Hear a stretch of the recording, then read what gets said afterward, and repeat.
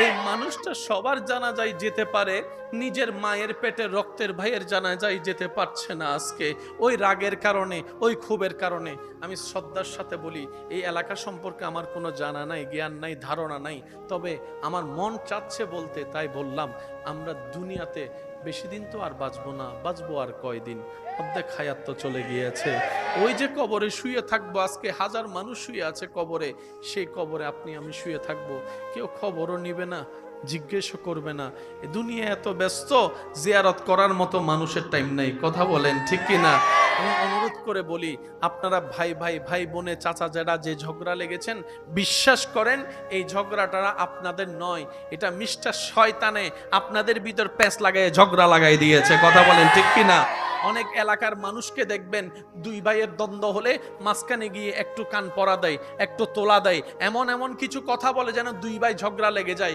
বাস্তবতা দেখা যায় ওই দুই ভাইয়ে 10 বছর মামলা টানাটানি করেছে, তৃতীয় নম্বর ব্যক্তিটা দোনোজন থেকে টাকা খেয়ে লাখ টাকা থেকে কোটিপতি হয়ে গিয়েছে, এমনও পর্যন্ত মানুষ আছে।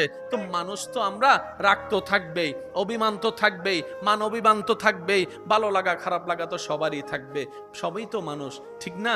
তো সেজন্য দিনও আছে, রাতও আছে, গ্রীষ্মকালও আছে, শীতকালও তো আছে, কালের পরিবর্তন সবকিছুই তো হবে। আমি শ্রদ্ধার সাথে বলি, যা হওয়ার হয়ে গেছে, বাদ দেন না, একটু একটু বাদ দেন না। আল্লাহর দিকে তাকিয়ে বড় হয়ে ছোটকে একটু মাফ করে বুকের মধ্যে টেনে নেন। আল্লাহর দিকে তাকিয়ে ছোট হয়ে বড়কে সম্মান করে একটু জড়াই ধরেন না। আপনারা একবার চেষ্টা করেন, আপনারা এইদিকে মিলে যাবেন, রব্বুল আলামিন খুশি হয়ে হয়তো আপনাদের জীবনের গুনাহও মাফ করে দিতে পারে।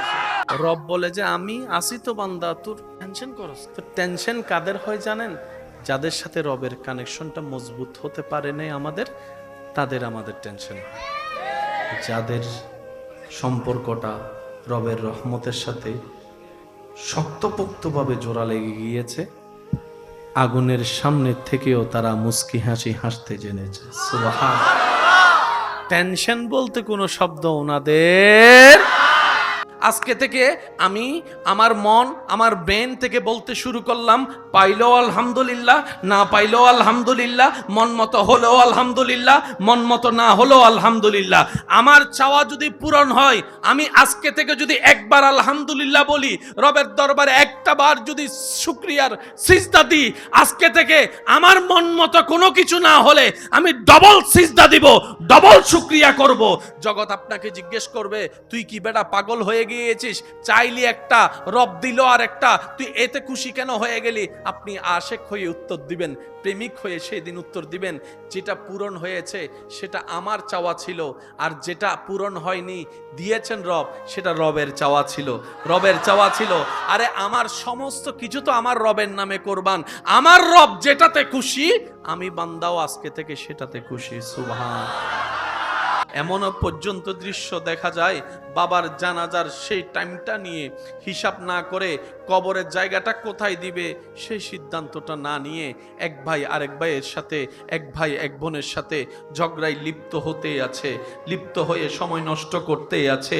এমনও পর্যন্ত দেখা যায় লাশটাকে সামনে রেখে জায়গা সম্পত্তির ভাগবটারা নিয়ে ব্যস্ত হয়ে থাকে, ব্যস্ত হয়ে থাকে। আওয়াজ দিয়ে বলুন ঠিক কি না? ব্যস্ত হয়ে থাকে। শুধু তাই নয়, এমনও পর্যন্ত দেখা যায় যিনি জায়গা কিনেছেন, ওনার জায়গায় ওনাকে দাফন করা হচ্ছে না, ওনার জায়গায়, কেনা জায়গায় ওনাকে দাফন করা হচ্ছে না। সন্তানকে জিজ্ঞেস করে, কেন আপনারা দাফন করতে চাচ্ছেন না?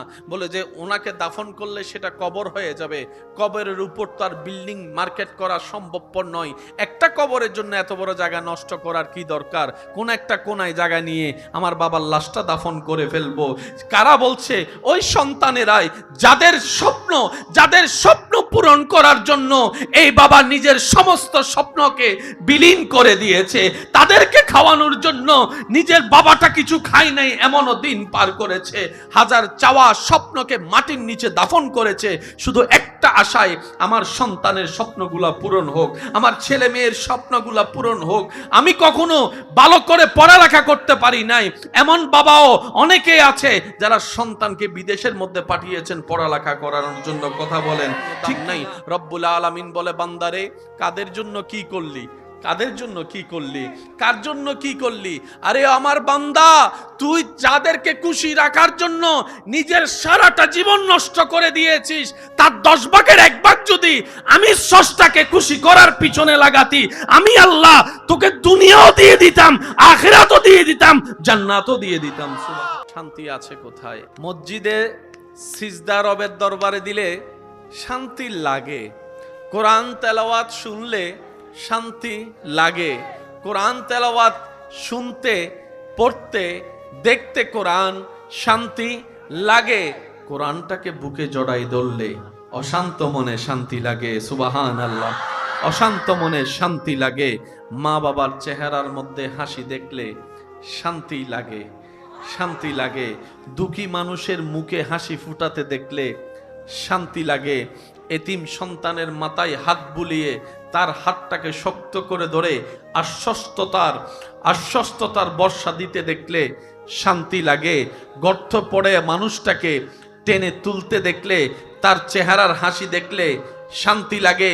শান্তি আসলে যেখানে আমরা খুঁজেছি সেখানে শান্তি নেই, শান্তি আসে রবের দরবার থেকে। আর রব্বুল আলামিন বলে, তুমি আমাকে খুশি করো, আমি তোমাকে খুশি করে দিব, আমি তোমাকে খুশি করে দিব, আমি তোমাকে রাজি করে দিব, আমি তোমাকে শান্তি করে দিব। ও আমার বান্দা, তুমি অন্যকে খুশি না করে, তোমার নফসকে খুশি না করে, শয়তানকে খুশি না করে যদি আমি রবকে খুশি করতে পারো, যদি আমি রবকে খুশি করতে পারো, আমি আল্লাহ ওয়াদা করলাম, আমি আল্লাহ কথা দিলাম, তোমার অন্তরে শান্তির ব্যবস্থা করে দিব। সুবহানাল্লাহ। যে শান্তির তালাশে আপনি আমি পাগল পারা হয়ে যাচ্ছি, যে প্রশান্তি খোঁজার জন্য দিন রাত পাগল হয়ে যাচ্ছি, যে সুখে থাকার জন্য হালাল হারাম বাজ বিবেচনা না করে যেমন তেমন ভাবে ইনকাম করে পরিবার চালানোর চেষ্টা করছি, মাটির ঘরটাকে দালান বানানোর চেষ্টা করছি, সুখের আশা চিন্তা করে হয়তো মাটির ঘরে সুখটা পাচ্ছি না, 4 তলা বিল্ডিং হলে বুঝি সুখটা চলে আসবে, রুমে এসিটা লাগালে হলে হতো, রুমের মধ্যে ঠান্ডা শীতল বাতাসের কারণে রাতের ঘুমটা একটু ভালো হবে। এই ধারণা যারা করেছি আমরা, বাস্তবতায় দেখা যায় বিল্ডিং আছে শান্তি নাই, এসি আছে শান্তি নাই, টাকার কোনো অভাব নাই, শান্তিও নাই, প্রশান্তিও নাই।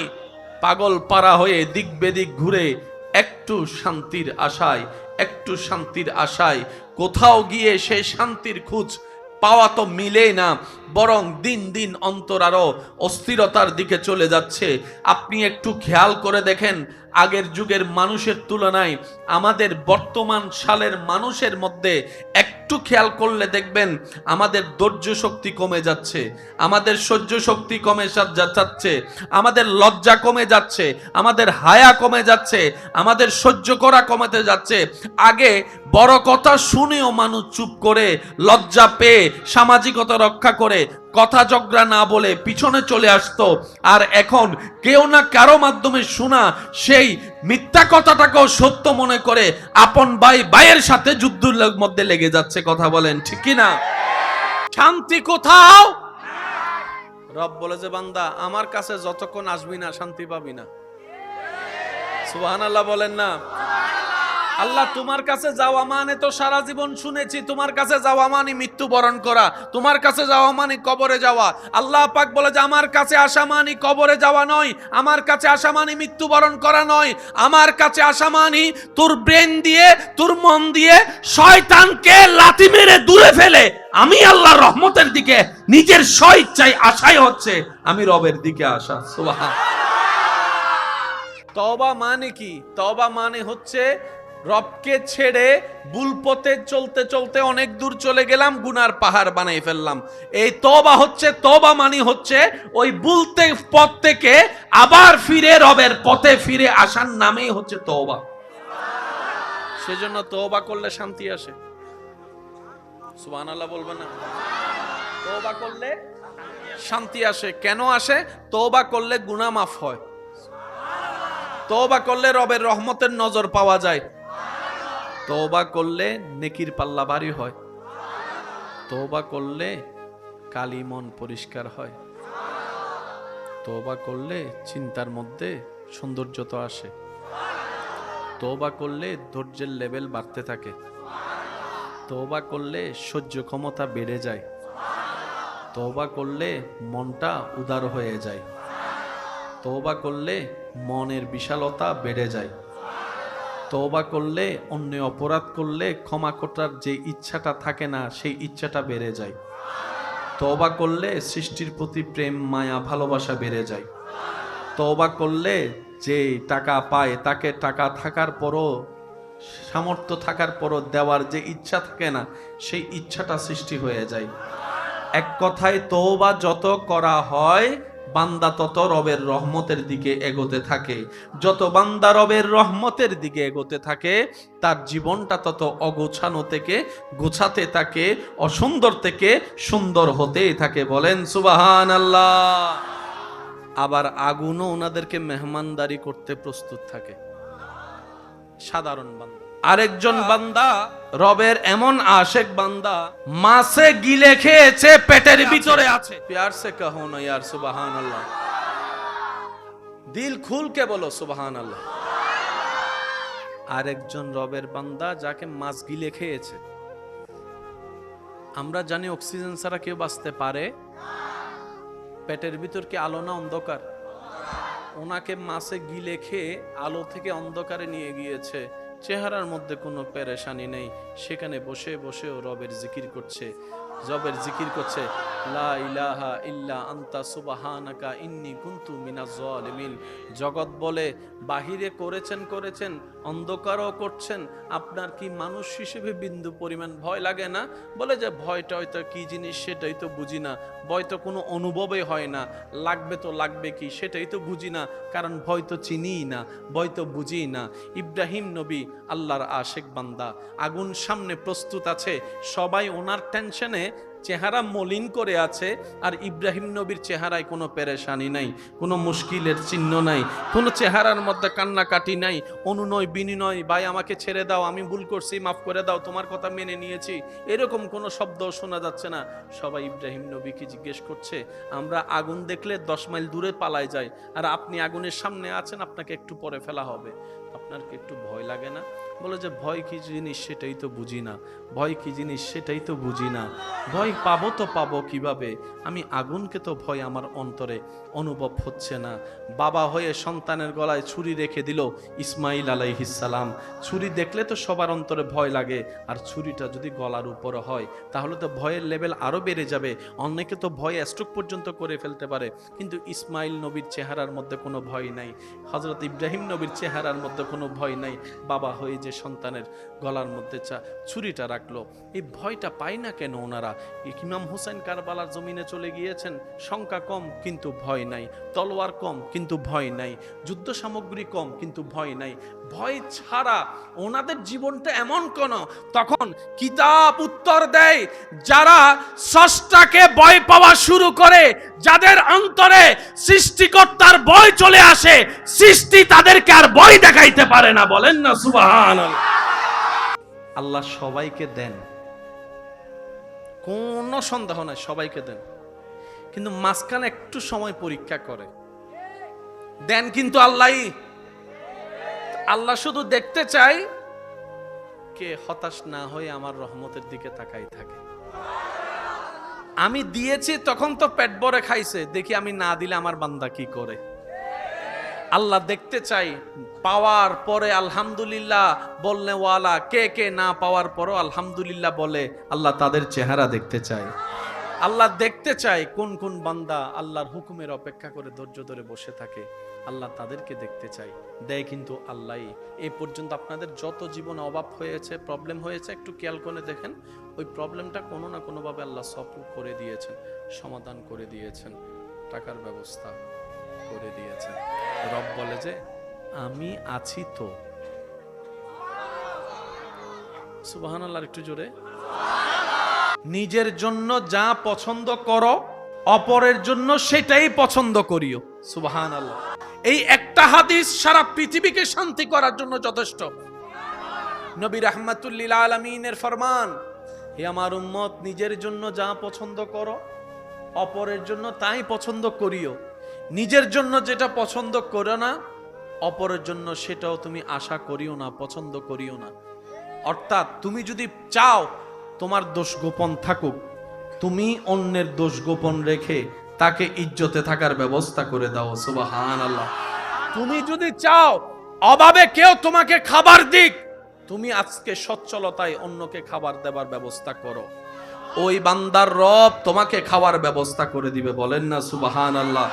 এক কথায় তুমি রবকে খুশি করার নিয়তে রবের সৃষ্টিকে শান্তিতে রাখার চেষ্টা করো, রব্বুল আলামিন খুশি হয়ে তোমার জীবনে শান্তির ব্যবস্থা করে দিবে। নবীর চরিত্রের মতো এমন চরিত্রওয়ালা পৃথিবীতে কেউ নাই, নবীর চেহারার মতো সৌন্দর্যওয়ালা সৃষ্টি জগতে কেউ নাই। লাম ইয়াতি নাজিরু কাফি নাজারিন মিসলে তু না শুদ পায়দা জানা। নবীর আওয়াজের মতো এত সুন্দর মিষ্টি আওয়াজ সৃষ্টি জগতে কারো নাই। নবীর হাসি মোবারকের মতো মিষ্টি হাসি পৃথিবীতে আর কারো নাই। এক কথায় সর্বদিকে অনন্য আপনার আমার নবীকে আল্লাহ বানিয়ে দিয়েছেন। সুবহানাল্লাহ। কোন ঘরে মানুষ মারা গেলে সাকারাত চললে পুরো এলাকা খবর হয়ে যেত, ঘরে সাকারাত চলছে। কেউ যেত পানি দিত, কেউ পাশে বসে কোরআন তেলাওয়াত করত, সবার চোখের সামনেই আস্তে আস্তে খোলা চোখ বন্ধ হয়ে যেত, চলন্ত নিঃশ্বাস বন্ধ হয়ে যেত। এখন সেই দৃশ্য তেমন দেখা যায় না। এখন হঠাৎ হঠাৎ হঠাৎ হঠাৎ হয়তো এইভাবে, না হয় সেইভাবে। তো বুদ্ধিমান কারা? বুদ্ধিমান সেই সমস্ত ব্যক্তিরা যারা ওই চিরসত্য বাস্তবতাকে সামনে রেখে দুনিয়ার জীবনের হাজারো শয়তানের সৃষ্টি করা চাওয়াকে ব্রেক লাগিয়ে রবের সন্তুষ্টির জন্য কাজ করতে পারে, রবকে সন্তুষ্টি করে কবরের পথে যাত্রা করতে পারে। রবের দয়ায় তারাই সন্তুষ্টি হয়ে তাদেরকে রব্বুল আলামিন দয়া করে সফলতা দান করেন। সুবহানাল্লাহ। এমন সফলতা দান করেন, উনি জীবনে যা কিছু রবের জন্য ছেড়ে দিয়েছেন, ওই নিয়ামতগুলা রব ওনাকে তো দেন তার চাইতে হাজার গুণ বেশি করে দুনিয়াতে এবং আখিরাতে। যদি দুনিয়াতে উনি নেওয়ার সময় না পায় সেই হায়াত, আল্লাহ তাআলা ওনার সেই বংশ পরম্পরায় সেই নিয়ামতটুকু দান করে দেন। সুবহানাল্লাহ। যার লেনদেন রবের সাথে সে কখনো লসে থাকে না, যার লেনদেন রবের সাথে সে কখনো লসের কোটায় থাকে না, বরং কল্পনার চাইতেও বেশি লাভ আল্লাহ তাকে দান করে। জান্নাত যে নামটুকু আমরা শুনি, জান্নাতি শব্দের, জান্নাত শব্দের সবচাইতে ছোট যে জান্নাত, সবচাইতে ছোট যে কামরা, এই পৃথিবী সমান 10টা পৃথিবী এক জায়গায় করলো জান্নাতের ছোট্ট একটা রুমের পরিমাণ হবে না। যে বাবা সারা জীবন কষ্ট করে রাত দিন হারাম করে মাথার গাম পায়ে ফেলে নিজে না খেয়ে একটা গেঞ্জি দিয়ে 1 বছর কাটিয়ে, এক জোড়া জুতা দিয়ে 1 বছর কাটিয়ে, যে বাবা তিলে তিলে সন্তানরা সুখে থাকবে এই স্বপ্ন আশা নিয়ে সম্পদ জুড়িয়ে বাঙ্গাগড়কে 10 তলা বিল্ডিং বানিয়ে দিল, বাস্তবতায় দেখা যায় অনেকেই সাক্ষী আছেন, দেখেছেন কিংবা শুনেছেন পত্রিকা কিংবা নিউজের মাধ্যমে, অনেক সময় এমনও দৃশ্য আমাদের সামনে চলে আসে, সেই বাবার লাশটা সন্তানরা ঘরে ঢুকাতে দেয় না, ঘরে ঢুকাতে দেয় না। আমরা যেই পরিমাণ পরিশ্রম করি, যেই পরিমাণ সময় ব্যয় করি, যেই পরিমাণ ওভার পরিশ্রম করি, তার 10 ভাগের 1 ভাগ যদি রাজ্জাককে খুশি করার পিছনে সময় দিতে পারতাম, স্রষ্টাকে রাজি করার পিছনে সময় দিতে পারতাম, রিজিক তালাশের জন্য যে পরিশ্রম করি সকাল 8টা থেকে রাতের 8টা-9টা পর্যন্ত, সারা জীবনের এই রিজিকের তালাশের পরিশ্রমের 100 ভাগের 1 ভাগও যদি রাজ্জাককে সন্তুষ্টি করার পিছনে দিতে পারতাম, তাহলে আমাদের জীবনটা কতই না সুন্দর হয়ে যেত, আমাদের কবর হাসরটা কতই না সুন্দর হয়ে যেত। আল্লাহ তাআলা আমাদের সবাইকে ওই নিয়ামত অর্জন করার তৌফিক দান করুক, আমিন। রব্বুল আলামিন আমাদের সবার অশান্তি মনের মধ্যে শান্তি নাজিল করুক, আমিন। একটা কথা মনে রাখবেন, অশান্তি ভাই ভাইয়ের মধ্যে নয়, অশান্তি জামাই বউয়ের মধ্যে নয়, অশান্তি স্ত্রী স্বামীর মধ্যে নয়, অশান্তি বন্ধু বন্ধুদের মধ্যে নয়, অশান্তি একটা জায়গায়, আল্লাহ নারাজ মানেই অশান্তি। যদি আপনি দেখেন আপনার অশান্তি জীবন, নিজেকে একবার প্রশ্ন করেন, আমি আল্লাহকে নারাজ তো বেশি করি নাই তো, আমি আল্লাহকে বেশি নারাজ করি নাই তো? প্রশ্নটা একবার নিজেকে করবেন। কয়েকটা প্রশ্ন জীবনে হাজার প্রশ্নের উত্তর দেয়, কয়েকটা প্রশ্ন হাজার জীবনের রাস্তাটাকে সহজ করে দেয়। সাধারণ বান্দা আশেক বান্দা আসমান জমিনের পার্থক্য। সাধারণ বান্দার দিকে তাকালে আফসোস আর আফসোস দেখবেন, হতাশা আর হতাশা দেখবেন, আপত্তি আর আপত্তি দেখবেন। আশেক বান্দাদের দিকে তাকালে দেখবেন প্রেম আর প্রেম, শুকরিয়া আর শুকরিয়া, ধৈর্য আর ধৈর্য। বলেন না সুবহানাল্লাহ। সাধারণ বান্দা 1 কোটি বছর পরিশ্রম করে যেখানে যেতে পারে না, যত দূর পৌঁছাতে পারে না, একজন আশেক বান্দা রবের দরবারে প্রেমের সিজদা দিয়ে তার চাইতে বেশি দূর চলে যায়।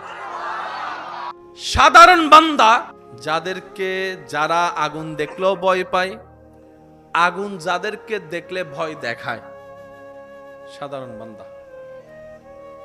আশেক বান্দা আগুন দেখলে রবের নামে হাসি মুখে জাপ দিতেও রাজি আছে। সুবহানাল্লাহ। সেই নবীকে একদিন এক দুশমনে আঘাত করেছে, রাগে ক্ষোভে নবীর গালে আঘাত করেছে, নবীর শরীর মোবারকে আঘাত করেছে, গাল মোবারকে আঘাত করেছে। আর আপনার আমার নবী উল্টা তাকে গিয়ে জিজ্ঞেস করছে, আপনি হাতে ব্যথা পান নাই তো? আপনি হাতে আমাকে যে আঘাত করেছেন, মেরেছেন, আপনি হাতে ব্যথা পান নাই তো? উল্টা নবীজি গিয়ে জিজ্ঞেস করছেন। সেই নবীর উম্মত আপনি, আমি সেই নবীর উম্মত। কোন ব্যস্ত সময় থেকে যদি কখনো সময় পান, একাকী থাকবেন, একাকী শোবেন, নিজেকে শুধু 2, 3টা 4টা প্রশ্ন করবেন, কোনো উত্তর দিবেন না, আমি শুধু বলি, আপনারা একটু মনের কান দিয়ে শুনবেন। আচ্ছা, আমাকে পাঠালো কে? কেন পাঠালো? আচ্ছা, আমি কি করছি? কি নিয়ে আল্লাহর সামনে যাব? এই 4টা প্রশ্নর উত্তর যেদিন আপনার ফিল আপ হয়ে যাবে সঠিকভাবে, খুশি মনে, সেদিন থেকে আপনার জীবনে আলো আসা শুরু হয়ে যাবে। কয়টা প্রশ্ন? একটু সবাই বলি, কয়টা? একদম সিম্পল প্রশ্ন। আচ্ছা, আমাকে কে পাঠালো? কেন পাঠালো? আর আমি কি করছি? কি নিয়ে যাব? এবার বলেন, কে পাঠালো? তাহলে উত্তর জানা আছে। কেন পাঠালো সেটাও বুঝতে পারবেন। কি করছি প্রশ্নটা করার সাথে সাথে আপনার অতীত বর্তমান আপনার চোখের সামনে চলে আসবে। কি নিয়ে যাব এই প্রশ্ন করার সাথে সাথে আপনার কবর হাসর কেমন হতে পারে অনুমান আপনার হয়ে যাবে।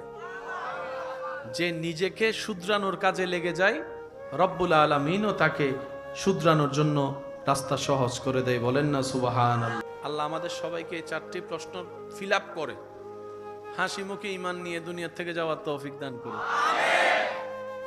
যার সাথে যার দ্বন্দ্ব মাপ করে দেওয়ার ইচ্ছা আছে ইনশাআল্লাহ।